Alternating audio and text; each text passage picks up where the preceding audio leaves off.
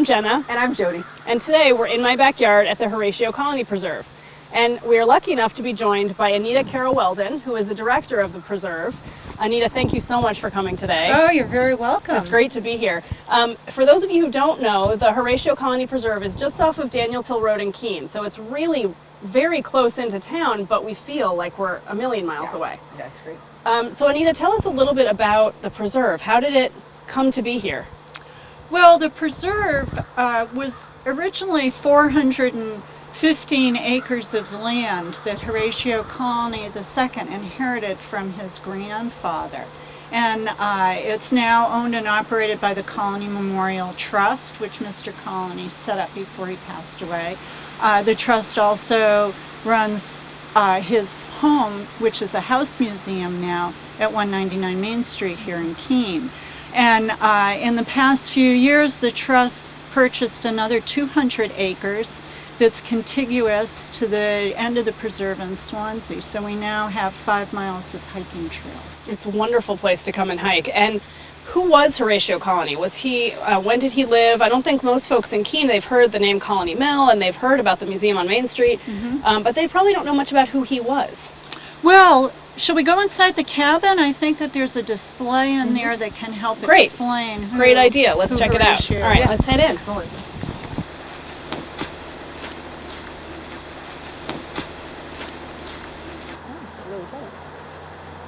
Oh, wow, this is great. How beautiful. So Anita, this is the cabin that Horatio, you said there are two Horatios. Right. Horatio the first built it or Horatio the second? This was built by Horatio II. Okay. And he was a writer, and he built this as a cabin to get away to that he could do writing in solitude. He built it around 1938. And it's still here, and it's in a great wonderful shape. site. Yeah. Have you worked on, I'm assuming there's been a lot of renovation to it since then? I mean, otherwise it wouldn't look so great. A few years back, we did a renovation. Antioch, New England Graduate School, who helps us manage the trails and do public programs. At the time, they were hosting an alternative program called MC Square. It was an alternative high school program. They had it at Stonewall Farm. Yeah. Yeah. And so a group of students from that program worked with a preservationist, and they were taught carpentry skills. They rebuilt the foundation in areas where it had fallen in. They renovated the cabin, put a new roof on, painted the inside, and they did these 3 interpretive panels that are inside that gives information on the history of the colony family, the preserve, and also the animals and plants and trees that you would find up here when you're hiking. That's wonderful. So it really was, a whole community effort. Definitely. Between the Horatio Colony Trust, or is it called the Colony Family Trust? The Colony Memorial Trust. Right. And Antioch New England Graduate School and some high school students. Exactly. That's wonderful. Yeah. And I think too, for those students who are now, probably in college or beyond, to be able to come and see this and all the work that they did is just wonderful. And we have a plaque just inside the door that has their names. So, great. So they're memorialized here at the cabin for the great work, that they did. Yeah. Wonderful. Jody, do you want to go in and maybe take a look at some of these I think that'd be signs? great. Yeah, so let's go take a look. Okay. All right. Okay.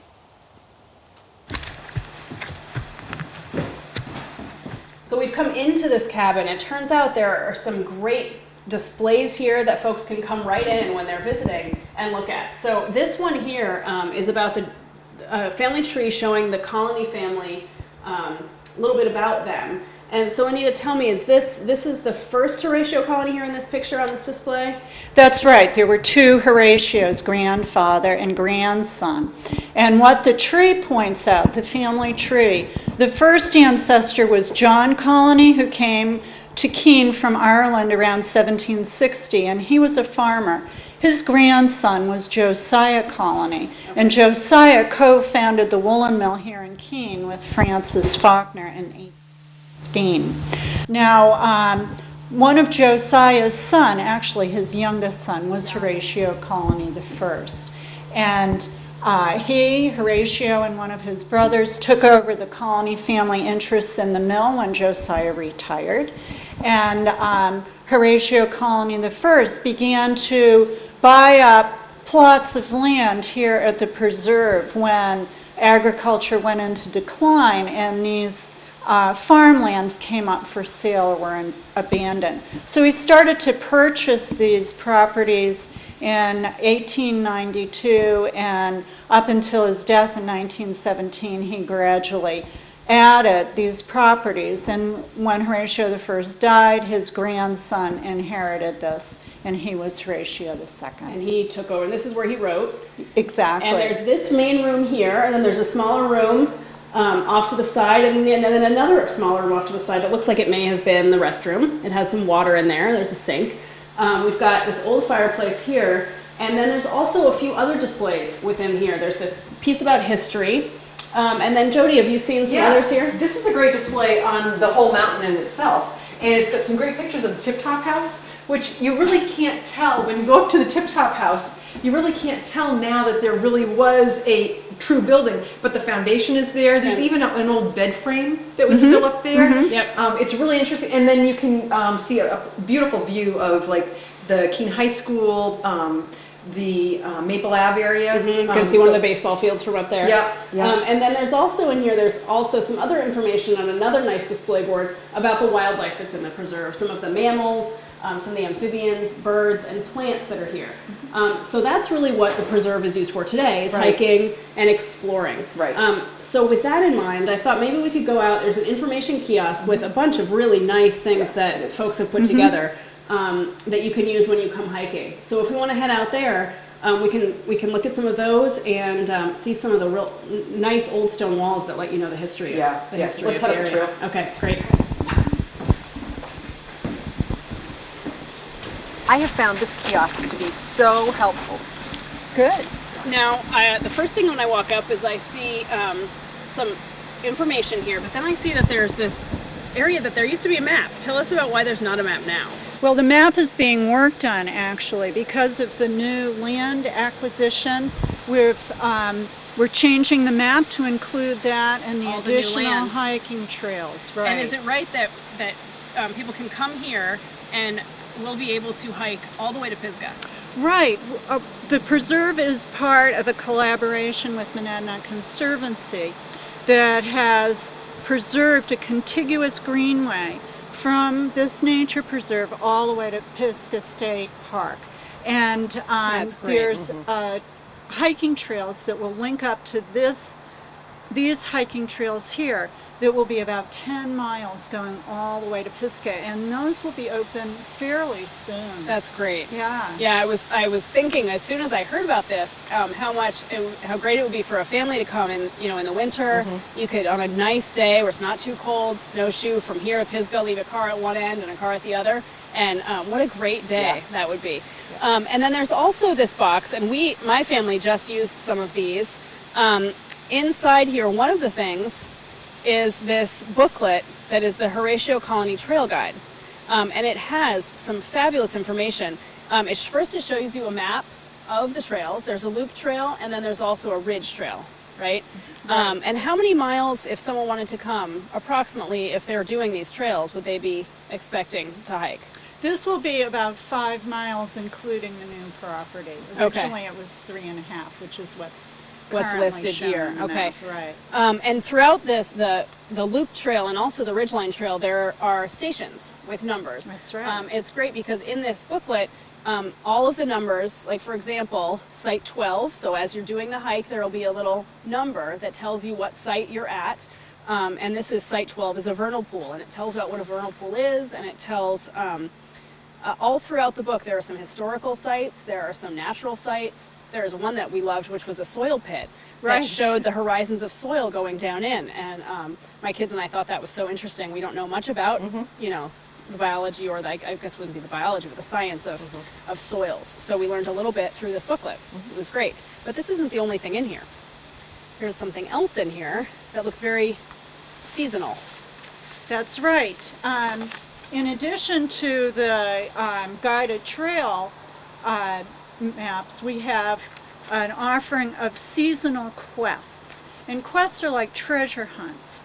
On the pages that you get, there are a series of little poems that give you information about the natural things that you'll find along the trail, but they also include clues that take you to a treasure box. Have you ever done a quest, Jody? I haven't, but I was just reading over some of this, and it sounds really fun. It does sound fun. Yeah. I know there are quests. It's a very big hobby people have. It is. All over. Right. And so you're saying that these change with the season. So you might have had a different one in the summertime. That's correct, yeah. Okay. We even have one in the winter if you're brave enough to come out here. Yeah, so Yeah. each season.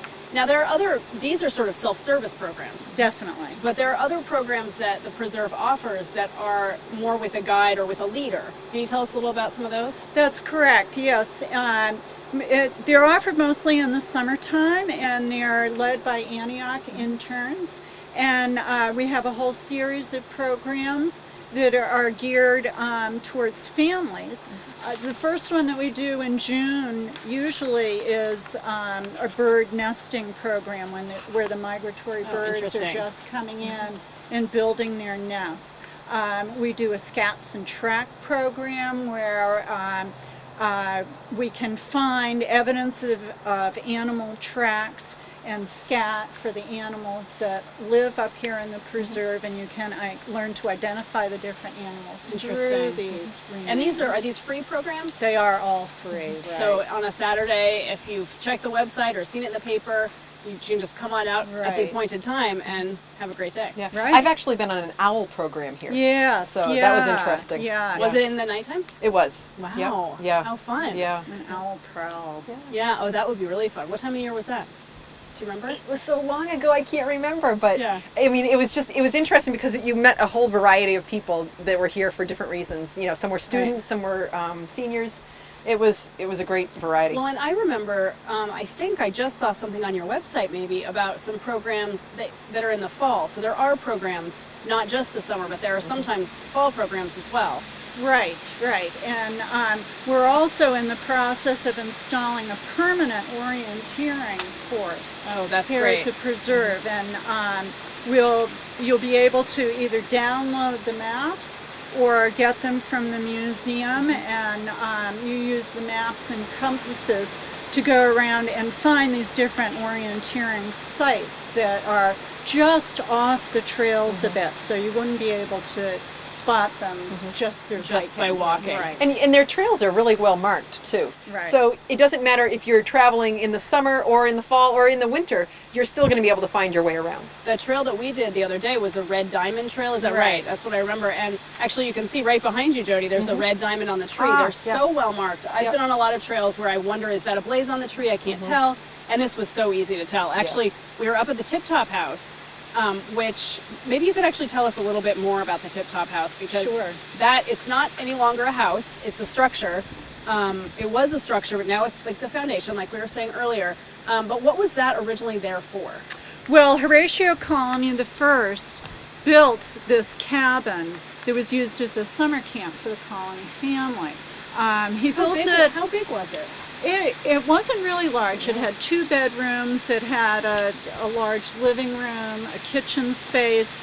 It had a nice porch on the front that took advantage of the overlook, and there was a woodshed as And well. they would get there by horse, is that right? They would come up by horse, and later on when automobiles came in, they would drive up to the bottom of the trail, and then they would take a horse up. They would arrange to have horses here, and they would ride horses up.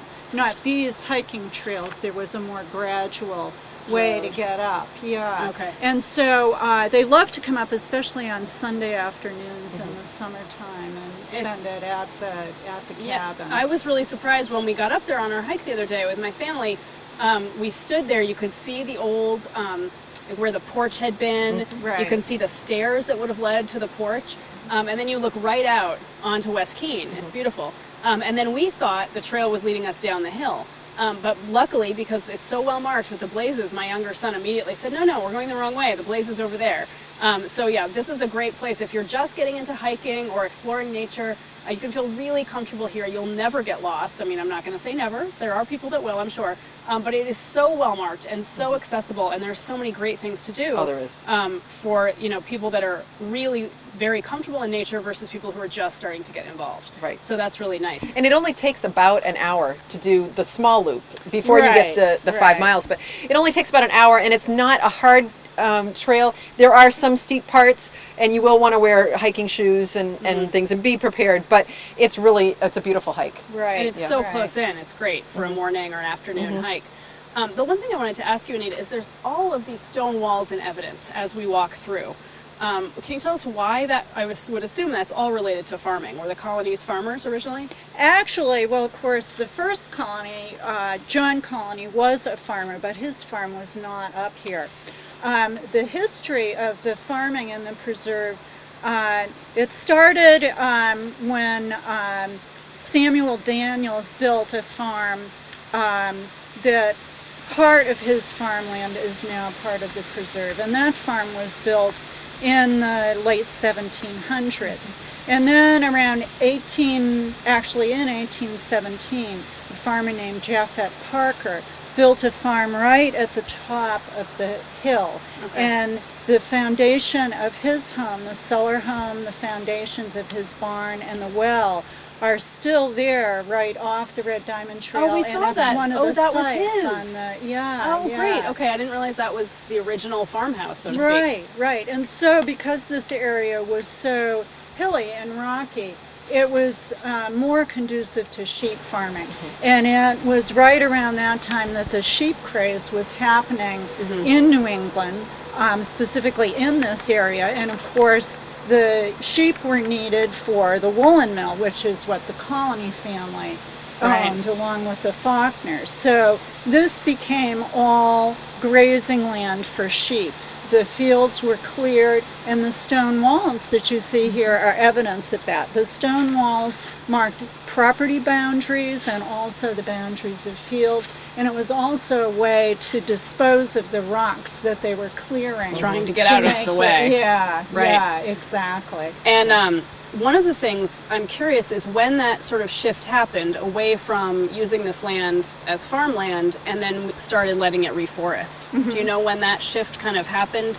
Was it when the colonies bought the land or prior to that? It was prior to that, and actually one of the big influences of that was the coming in of the railroad in 1848. That makes sense. The railroad came right into Keene, and it actually went right through the Colony Mill yard.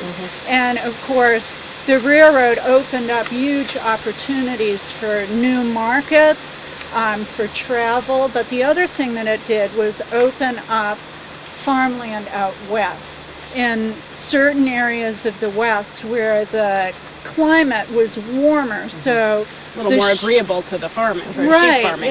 and consequently, the sheep farmers out there could shear their sheep twice a year instead of once a year like the farmers here. So it essentially cut the cost of fleece in Amazing. half. I wouldn't have thought of that. And they were able to ship their fleece back here. And to think that that affected this land directly. Oh, yeah. Definitely. Yeah, so interesting. Definitely. So the farmers began to either move out west or just retire from their lands because it wasn't profitable anymore.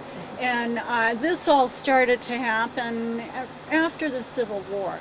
So by the time Horatio Colony started to acquire land, the forest was already regenerating in the fields that had been cleared. And that's what we see today as the result of Right. all of that. Right. So interesting.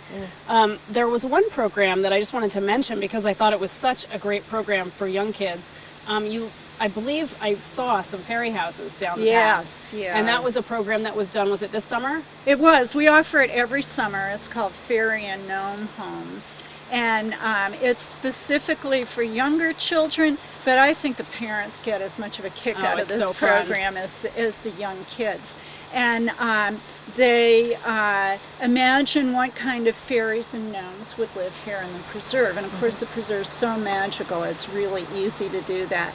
And they just use natural materials that they find right around the trail here, and they make these wonderful whimsical homes for these for the It was so neat to be creatures. walking along because my kids used to make fairy and gnome homes. Oh, okay. And as we walked through, they said, "Hey, look, there's some." You know, it was really neat to see as we were walking through to think that people come here for all sorts of reasons. You know, Right. whether or not it's a historical walk with the trail guide or a natural history walk. There's so much to see. So, did you have any more questions about anything to do with the preserve? I know there's so much to talk about. I have comments actually because I have hiked here quite a bit in different seasons, and it's just different all the time. If people get a chance to go up to the swamp, which is called the Tupelo Swamp, it is like being in a mystical place because you don't even feel like you're close to Keene at all. Now that's not on the loop trail. 'Cause Nope. I didn't see that. So you go on the No. Ridgeline Trail. It's at the end of the Ridgeline Trail. Okay. Actually. Yeah, and it's moss everywhere. The smell, you can smell the dirt, and there's a lot of bugs up there. But it's just beautiful. It's a whole different totally, ecosystem. it is. Whole It's different totally ecosystem. different than this down here. Yep. Yes. And some of those tupelo trees are as old as 400 years old. Wow. Really? But it's deceiving because they don't get very big. Right. Oh, Yeah. interesting. Right. I'm gonna have Right. to check it out. Yeah, and you do feel like you're in the middle of nowhere. Like nobody would ever, think of where you were. It's Well, just it's amazing to think to me again, like we have this ecosystem here and a very different one sounds like there, Right. where you Right. could see. And I want to Right. go check out and see if there's what kind of insects are there. Of course, my interest, and also all the different kinds of plants that might be there. right. Yeah. And in the guide there is a lot about the plants. There's also a lead mine that was here at one time. That's right. And can you Right. tell me a little bit about that? Right. That mine was mined from about 1830 to about 1860. And they used lead in the production of copper. Okay. This particular kind of lead. And by the time they stopped mining it, it was because it was just getting too expensive. The deeper they went into the mine, the more water would go in, and they would have to pump the water out, and then that just became too expensive. Right. Yeah. So has that just filled in with water now? Right. Because I think I know where it is, but I never know exactly. And there's a lot of glacial rock up there as well. There So is, even yeah. when you're walking, you can feel the temperature change so much when you're just walking through some of the areas because it just gets really cold. Well, and it's nice too because in the guide when we were out the other day, it points out a few glacial erratics. Right. And so my kids were, checking out the different colors in the boulders and things like that. So we really touched on, recent history and then really, really ancient history when we were on our hike here. Right. And I look forward too to seeing what this will look like in the winter because Jody's told me what a great snowshoe spot. Oh, it is. Winter really is the best time, in my point of view, to hike because you don't have the rocks, you don't have the stumps to go over, and it's quiet. I mean, even though you might hear the wind or some of the cars further away, it's just a beautiful place to be. And especially when there's fresh fallen snow, even if the trail hasn't been made, you can follow it again because it's so well marked. So well marked. Yeah, there's trees that have fallen over, boom, the stump is right there with all the roots on it. There's a couple that have crossed the paths. They've had to change the paths over the years. Yeah. So you just never know what you're going to find. I even have found, but don't tell anyone, Uh-oh. lady slippers. But Oh, the flower. yes, Yeah. yes, Yeah. yeah. So, you just have to, when you go on a hike, you need to just look a little further and look up and look around you and don't keep chatting all the time and don't bring your phone and text. You need to just relax and enjoy the experience. And that's a good point because it is a nature preserve, so we're trying to protect the habitat for both the animals and the plant colonies that are up here. So we really try to urge people to stay on the trails Right. to do that, to help us do that. Yeah. Wonderful. Yeah. Well, thank you so much for meeting with Oh, us today. thanks Anita. for It's so coming great to be today. here. And if anyone has questions about the Horatio Colony Preserve, they do have a website. Do you have is it horatiocolony.org? HoratioColonyMuseum.org, and we have a page on that website specifically for the preserve. HoratioColonyMuseum.org. And the other thing to remind you is that if you have any questions or comments about the show, to email Jody and myself. And it's inmybackyardch8@gmail.com. Excellent. Great. Okay, so we're in my backyard. You never know where we're going to be again in Yeah. my backyard, but we'll be someplace in the Monadnock region. Please join us again. Thank you.